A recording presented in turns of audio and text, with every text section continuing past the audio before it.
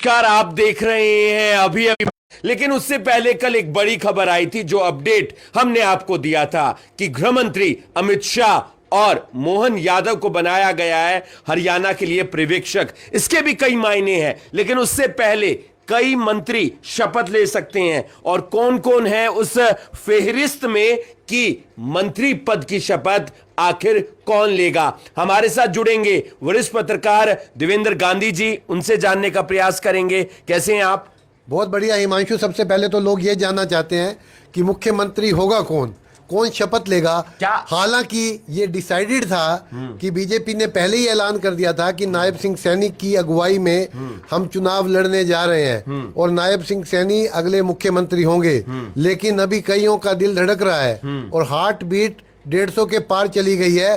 उन्हें लगता है कि हम भी मुख्यमंत्री हो सकते हैं या हम भी दौड़ में हो सकते हैं। खास तौर पर राव इंद्रजीत, उन्हें लगता है कि मेरी भी बारी आ सकती है। 11 लोग जो हैं अहीर बेल्ट से बने हैं। लेकिन उन्होंने कल अपना एक्स पर पोस्ट डालकर इस बात को तो स्पष्ट कर दिया है ना कि मैं पार्टी के साथ हूं और मेरी। उन्होंने ये नहीं कहा ना कि मेरी इच्छा नहीं है मुख्यमंत्री बनने की।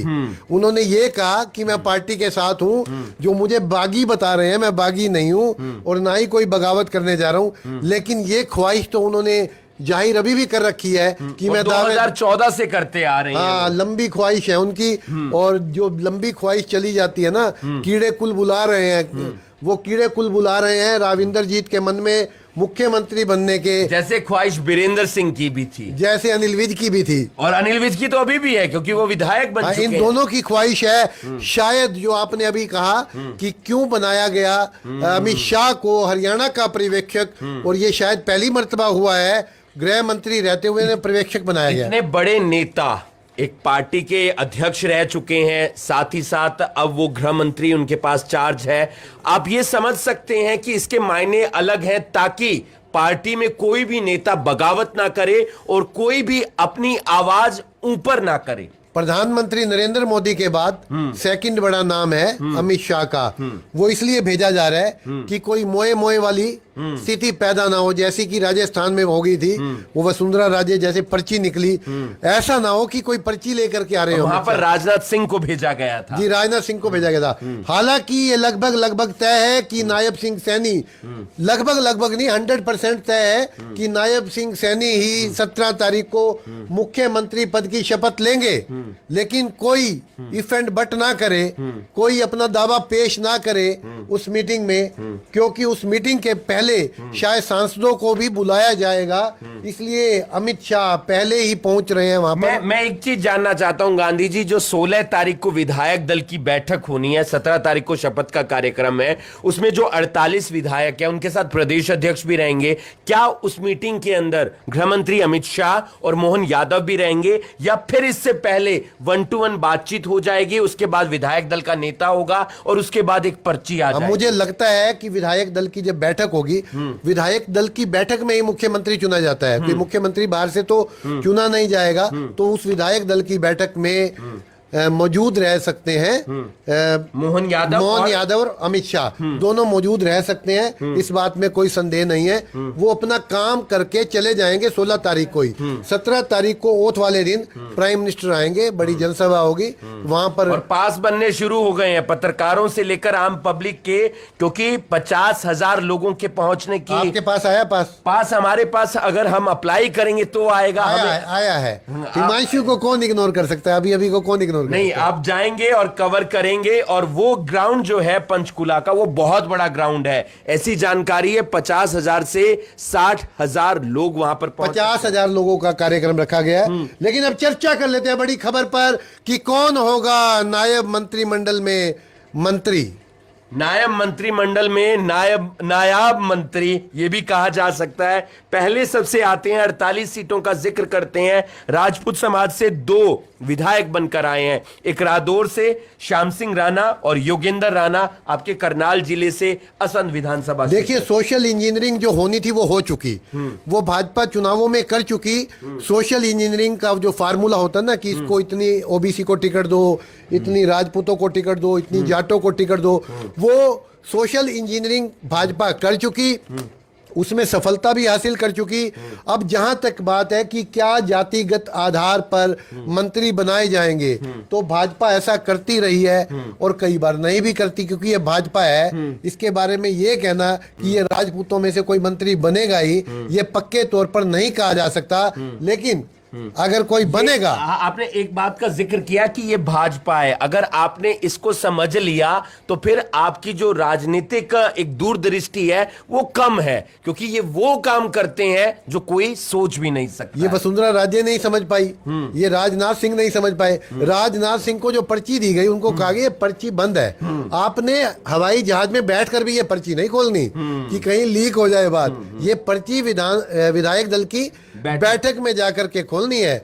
ऐसा ही वहां हुआ, शिवराज सिंह चौहान को कहा गया ये पर्ची है, ये पर्ची वहीं खोलनी है, ये पर्ची पहले लीक आउट नहीं होनी चाहिए। कौन बन सकता है, श्याम सिंह राणा या योगेंद्र राणा में से मंत्री आपके हिसाब से, या कोई भी नहीं? देखिए, हम तो चाहेंगे कि योगेंद्र राणा बन जाए, लेकिन हिमांशु मतलब चांस कम है योगेंद्र राणा के, वो टिकट ही ले आए, ये बड़ी बात है। श्याम सिंह, अगर राजपूत समाज को तवज्जो मिलती है तो श्याम सिंह राणा के मुझे चांस ज्यादा नजर आते हैं। हालांकि वो लाडवा के साथ लगती हुई सीट है, रादौर की सीट से वो विधायक बने हैं, लेकिन करण देव काम्बोज को क्या कहते हैं, उनके इलाके के अंदर पटकनी दे दी है उन्हें नहीं। हालांकि वो चुनाव नहीं लड़ रहे थे। करण देव काम्बोज भी मंत्री रहे हैं। करण देव काम्बोज को औकात दिखाने के लिए श्याम सिंह राणा को मंत्री बनाया जा सकता है। हालांकि वो इंद्री से जब विधायक थे तब मंत्री रहे थे। जी जी, लेकिन श्याम सिंह राणा की बगावत की ना उन्होंने। करण देव काम्बोज ने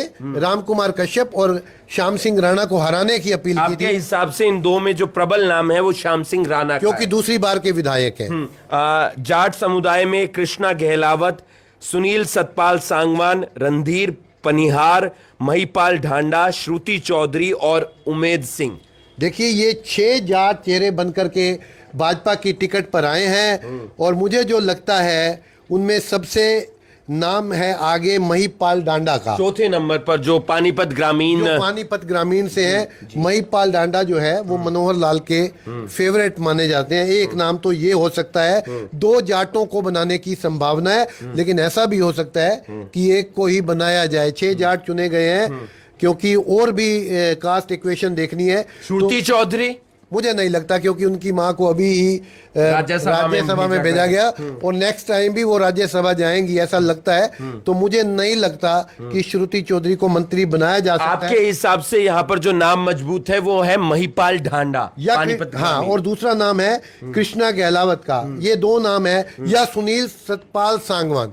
इन 3 नामों में से कहां से इन्होंने चुनाव जीता? इन्होंने दादरी से, शायद चरखी दादरी से। ये जानते हैं आप कौन है? सतपाल सांगवान, ये वही सांगवान है जिन्होंने राम रहीम को पैरोल दी थी। अच्छा, मेरे ख्याल से जेलर वही जेलर साहब, इन्होंने चुनाव जीत लिया। ब्राह्मण समुदाय से बात जी। हम अंग्रेजों के जमाने के जेलर हैं।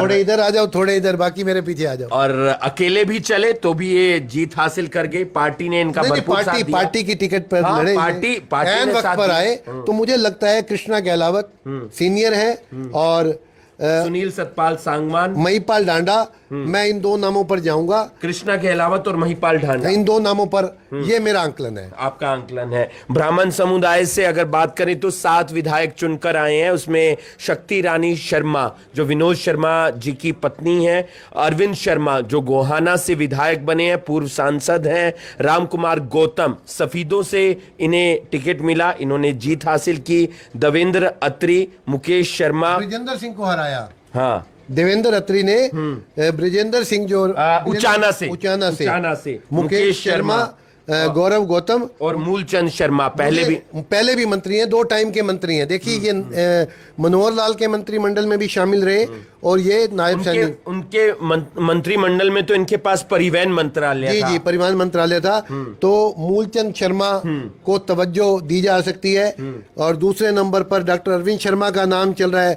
लेकिन अगर मनोहर लाल की चली तो शायद इसको यूं ना मान लीजिएगा ये फिक्स होता है सारा सिस्टम, लेकिन शायद चाहते होंगे अमित शाह की अरविंद शर्मा को ले लिया जाए। उसकी वजह है 4 बार के सांसद हैं, 2 बार करनाल से सांसद रहे, 1 बार रोहतक से सांसद रहे, 1 बार सोनीपत से सांसद रहे, और अब की बार गोहाना से विधायक बने, यानी सीनियरिटी देखी गई। शक्ति रानी शर्मा फर्स्ट टाइम की है, और मैंने कहा अगर मनोहर लाल की चली तो शक्ति रानी शर्मा मंत्री मंडल में आपको दिखाई दे सकती है। कार्तिकेय की काफी नजदीकी हैं मनोहर लाल, बहुत कुछ है उनके पास, बहुत कुछ है। विनोद शर्मा का एक नाम है, और मुझे लगता है शक्ति रानी शर्मा, अरविंद शर्मा और मूलचंद शर्मा, यानी 7 ब्राह्मण बने हैं। इन 3 में से किसी ना किसी एक को या 2 को। अच्छा, टोटल लगभग आपके हिसाब से मंत्री बन कितने सकते हैं? मंत्री 13 बन सकते हैं। हाँ। क्योंकि 13 तो बन सकते हैं, वो तो उस कायदे के अंदर है, उस नियम हाँ, बस शब्दावली में है। लेकिन उसके अलावा इस बार क्या शपथ आपके हिसाब से 13 की होगी या कम कर देंगे? शपथ जो है कम 10 लोगों की शपथ होने की संभावना है, क्योंकि तो पहले 10 को काउंट करें। आपके हिसाब से राजपूत समाज में अगर एक आते हैं तो एक काउंट हो मुझे लिया। डाउट है कि शायद कोई भी ना लिया जाए। चलो कैंसिल कर देते हैं। एक जाट समुदाय से एक मंत्रिमंडल में शामिल महिपाल डांडा को आप ले सकते हैं। एक ब्राह्मण समाज में, ब्राह्मण समाज में आप ले सकते हैं अरविंद शर्मा को या मूलचंद शर्मा को। यानी कि 2 लें या 1 लें? 2 ले लीजिए आप। 2 और 1 3 आप हो ले गए। लीजिए, बाकी तो नायब सिंह सैनी को तय करना है, अमित शाह को तय करना है, मनोहर लाल को तय करना है, प्रधानमंत्री नरेंद्र मोदी को तय करना है। तकरीबन यहां पर 3 हो गए हैं। बनिया समाज, अग्रवाल समाज, विपुल गोयल फरीदाबाद और घनश्याम सराफ ये भिवानी से आते हैं। जी भिवानी से आते हैं। ज्यादा चांस विपुल गोयल के हैं, पहले मंत्री रह चुके हैं। घनश्याम सराफ को भी एक बार मंत्री बनाया गया था, लेकिन उनका जो स्टाइल ऑफ वर्किंग था वो पसंद नहीं आया पार्टी को। उन्हें बीच में ही मंत्रिमंडल से हटा दिया गया या रिजाइन ले लिया गया। तो विपुल गोयल के ज्यादा चांस नजर आते हैं, और मुझे लगता है कि विपुल गोयल का बनना लगभग तय है। इसके बाद पंजाबी समाज की बात कर लेते हैं। निखिल मदान सोनीपत से जीत कर आए हैं। कृष्ण मिड्डा जींद से जीत कर आए हैं। परसेंटेज कर लेते हैं यहाँ पर, हाँ, कि भाई किसी के 40% है, किसी के 60% है। बिल्कुल, वो तो उसी तो हिसाब निखिल से। मदान 40%, कृष्ण मिड्डा 80%, विनोद बिहाना 80%, ये हांसी से चुनाव हांसी से अनिल विज 80%, अंबाला कैंट जी घनश्याम दास यमुनानगर 70%, 70%, जगमोहन आनंद 50%, 50%, करनाल विधानसभा जरूरी भी हो जाता है। और जिम्मेदारी यहां पर पहले सीएम सिटी की थी, और ये इस बात का जिक्र बार बार हो जाता था कि सीएम सिटी को ऐसे नहीं छोड़ा जाएगा, पूरा फायदा मिलेगा। और जगमोहन आनंद को जिम्मेदारी मिलती है या नहीं, ये वक्त बताएगा। प्रमोद विज का मुश्किल लगता है, उन्हें भी आप 50% में ही रखिए। और ये दिनेश अदलखा कहां से बने हैं ये मुझे पता नहीं, अब ये कहां से बने हैं इसकी डिटेल नहीं है। बड़कल से बने हैं। तो इनको भी सीमा त्रिखा की टिकट वहां पर तो आप कटी इन्हें 40% में लगा लीजिए। गुज्जर समाज की बात कर लेते हैं। तेजपाल तंवर हैं, मुश्किल है। अच्छा, और मनमोहन बड़ाना है, ये समालखा वाले, मुश्किल है। अच्छा, सतीश कुमार 50-50, और राजेश नागर 60%। इनमें से गुज्जर समाज में एक तो मंत्रिमंडल में मेरे क्योंकि कंवरपाल गुज्जर हार गए हैं, कंवरपाल गुज्जर की जगह एक गुज्जर लेंगे। ये चार बने हैं तो एक लेंगे ये। यादव समाज की बात कर लेते हैं। राव नरबीर सिंह 50-50, 80% मेरे हिसाब से। वो अड़े हुए हैं ना राव इंद्रजीत कि इन्हें मत बनाओ, मुख्यमंत्री पद के दावेदार हैं वो। जब टिकट लेकर आ सकते हैं अमित शाह से मिलकर। अब मामला बदल गया ना, विधायक बना दिया उनको। अब कुछ तो राव इंद्रजीत की भी चलेगी। मुझे लगता है कि वो मानेंगे। आपकी बात मान लेते हैं, आप 80% कह दीजिए। ओपी यादव 50-50, कंवर सिंह यादव ओपी यादव 70%, कंवर सिंह यादव 50-50, आरती राव 70%, अनिल यादव 50-50। ये अनिल यादव जीत कर आए हैं कोसली विधानसभा से। मतलब 50-50। लक्ष्मण सिंह यादव रेवाड़ी से जीत कर आए। लक्ष्मण सिंह इनके 60% चांस है इनको बनाने के। क्योंकि इन्हें आपकी सीट परिवर्तन कर दिया गया। देखिए, कोसली से आपको ये भेजा गया कोई- रेवाड़ी और वहां पर आपने इसमें कोई दो राय नहीं है कि राव नरबीर के सीधे अमित शाह से संबंध है, लेकिन अब ये अमित शाह के क्राइटेरिया की बात नहीं है कि इसको मंत्री बना दो, इसको मंत्री बना दो। उन्होंने बैलेंस भी देखना है कि राव इंद्रजीत की बहुत ज्यादा नाराजगी भी नहीं ले सकते वो, क्योंकि ऐसा ना हो कि चुनाव तो हर 5 साल बाद आने हैं ना, कि अगर उनकी नाराजगी ले ली तो फिर 5 साल बाद अहीर बेल्ट बदल जाए या उसके बाद मेयर के चुनाव आने हैं, वहां पर वहां स्थिति बदल जाए, या पंचों सरपंचों के चुनाव आने हैं फिर वहां स्थिति बदल जाए, तो मुझे नहीं लगता कि बहुत बड़ा रिस्क लेंगे। और आप अगर लेंगे रिस्क तो 2 लेंगे, यहाँ से राव नरबीर सिंह को लिया जा सकता है और आरती राव को, दोनों को लेना पड़ेगा। और एक बात ये भी है कि सरकार बनाने में करनाल लोकसभा, करनाल जिला नहीं, करनाल लोकसभा और जो बेल्ट है यादव समाज की बेल्ट है दक्षिण हरियाणा जो है, उसका काफी अहम रोल रहा है। जी। तो दोनों ही जगह को निग्लेक्ट नहीं किया जा सकता। वहां से 11 एमएलए बने और यहाँ से शायद 19 एमएलए बने। अच्छा, अब बात कर लेते हैं रोड समाज की। हरविंदर कल्याण, बहुत चांसेस है हरविंदर कल्याण या तो मंत्री पद पाएंगे या उन्हें स्पीकर का पद दिया जाएगा। सतपाल जांबा, मुझे नहीं लगता, क्योंकि हरविंदर कल्याण यहाँ पर आगे चल रहे हैं। जी। बैकवर्ड ओबीसी समाज, नायब सिंह सैनी, नाम सुना सुना लगता है। सुना लगता है, सुना लगता है। नहीं, सुना लगता है, मतलब कानों में ज्यादा सुना लगता है। तो नायब सिंह सैनी का तय है, ओबीसी समाज से आते हैं। और आगे राम कुमार कश्यप के चांस मुश्किल है, शायद इन्हें डिप्टी स्पीकर बनाया जा सकता है। रणबीर गंगवा, नहीं, मुश्किल है।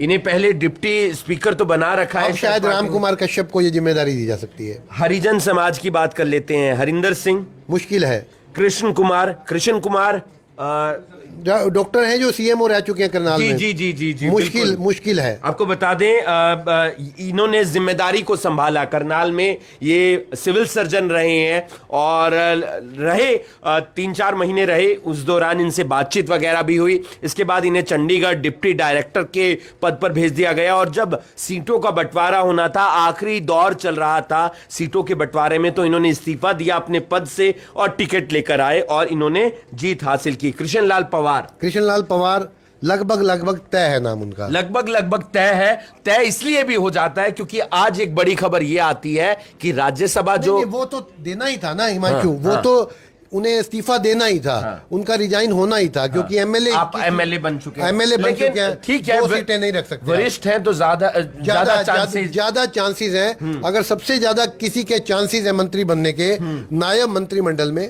तो वो कृष्णलाल पवार के हैं। ऐसा क्यों?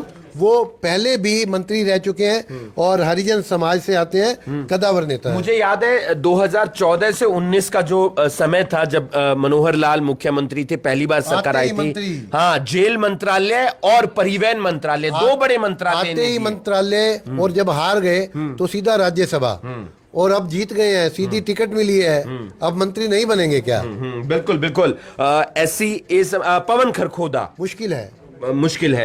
SC समाज की बात कर लेते हैं। भगवान दास कबीर पंथी को किसी विभाग का चेयरमैन बनाया जा सकता है। और आज उनके इकलौते SC से इकलौते विधायक बने हैं ये। और आज इन्होंने एक कार्यकर्ता सम्मेलन भी किया, सभी का धन्यवाद भी किया भगवान दास कबीर पंथी। करना पड़ेगा धन्यवाद, गांवों में दौरे भी करने पड़ेंगे। दूसरी बार नीलोखेड़ी की जनता ने, और अगली बार ये सीट जो है वो रिजर्व कैटेगरी से हट जाएगी, तो इनके लिए जो ब्राइट चांस था वो इस बार ही था। अगली बार कहीं और से खेलना पड़ेगा, या संध जाएंगे या फिर इंद्री भी रिजर्व हो सकती है, कोई भी सीट रिजर्व हो सकती है।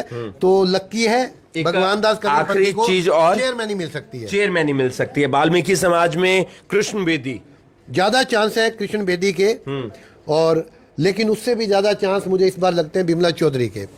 खास वजह ये है कि बिमला चौधरी महिला है और कृष्ण बेदी हारने के बावजूद भी 10 साल सत्ता का सुख उन्होंने पूरा नरवाना से बने। इस बार नरवाना से बने, शाहबाद से इन्हें टिकट नहीं मिला और वहां से ये हार भी चुके हैं। देखिए, ये बन भी सकते हैं, लेकिन मुझे लगता है कि 2 महिलाएं अगर बनाएंगे तो बिमला चौधरी को प्रायोरिटी मिल सकती है, शक्ति रानी को प्रायोरिटी मिल सकती है, और आरती राव को प्रायोरिटी मिल सकती है। और एक आखिरी नाम 48वें विधायक का कपूर सिंह, नहीं, मुझे मुश्किल लगता है वाल्मीकि समाज से, क्योंकि शायद पहली बार ये बन करके आए हैं, तो मुझे मुश्किल लगता है। ये जो संभावित नामों की लिस्ट है, अब लोग ये जानना चाहते होंगे 100% कौन है, बता दे।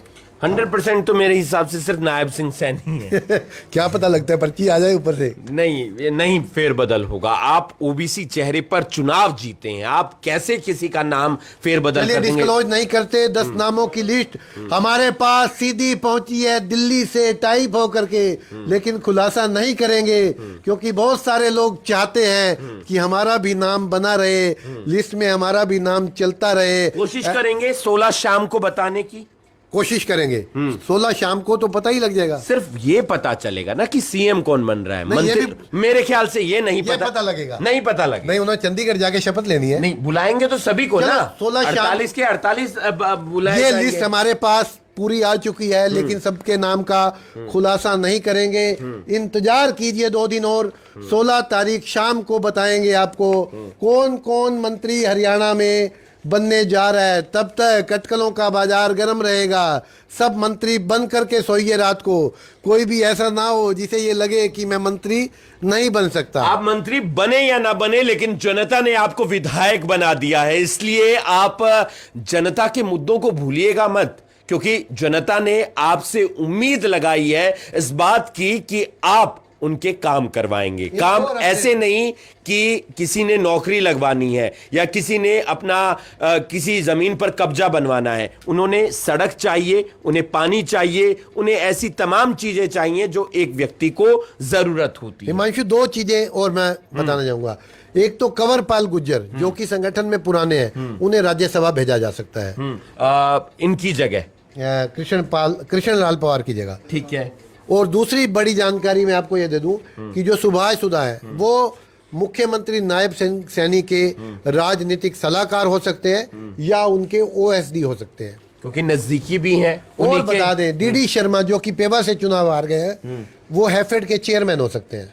ऐसी तमाम जानकारी सामने आ रही है, ऐसी चीजें उनको बता दी गई हैं। और इसके लिए वैसे औपचारिक तौर पर कब तक का इंतजार? देखिए, अभी मुख्यमंत्री शपथ लेंगे, मंत्री शपथ लेंगे, फिर कैबिनेट की पहली बैठक होगी। कैबिनेट की बैठक में कुछ बड़े फैसले लिए जा सकते हैं। मुझे लगता है 20 तक ये सब क्लियर हो जाएगा। क्या कैबिनेट की पहली बैठक में महिलाओं को 2100 रुपए जो पेंशन देने का ऐलान हो सकता है?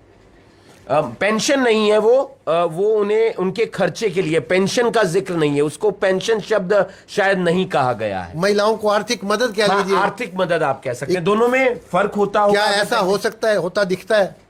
शायद मुझे लगता है पहले 6 महीने में नहीं।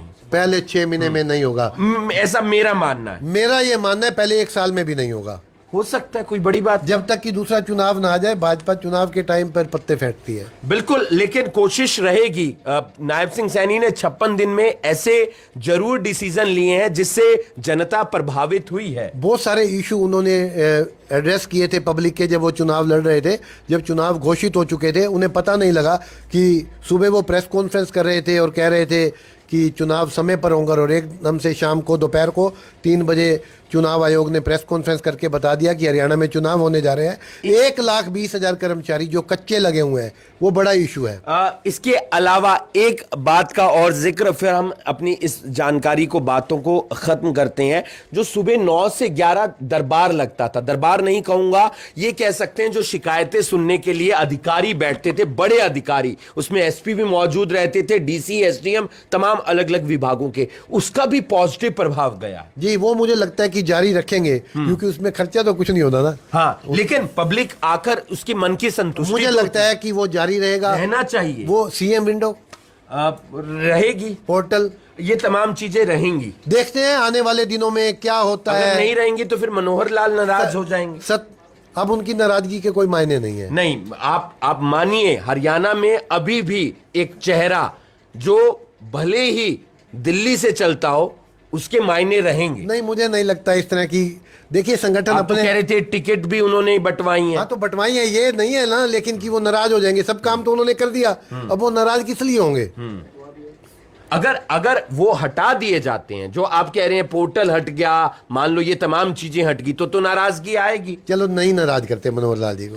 देखते हैं क्या होता है। इंतजार है 16 तारीख का विधायक दल की बैठक का, जहां पर अमित शाह भी पहुंचेंगे पर्यवेक्षक के रूप में और साथ ही साथ मोहन यादव भी पहुंचेंगे। मध्य प्रदेश के मुख्यमंत्री हैं और अमित शाह को बुलाया जो गया है उसके मायने राजनीति में अलग है, ताकि उनके सामने सब उंगली रखकर मुंह पर बैठ जाएं कि कोई कुछ बोले ना। ये एक पर्ची आई है और इसमें सीएम का नाम है। इंतजार रहेगा 17 तारीख का भी, शपथ कौन कौन लेता है मुख्यमंत्री के साथ, और पल पल की जानकारी, पल पल का अपडेट आपको पहुंचाते रहेगा। अभी ब्रेकिंग, और कोशिश ये भी रहेगी कि 17 तारीख को हम मौके पर पहुंचे और आपको वो तस्वीरें दिखाएं जिसका हर व्यक्ति गवाह बनना चाहता है। धन्यवाद।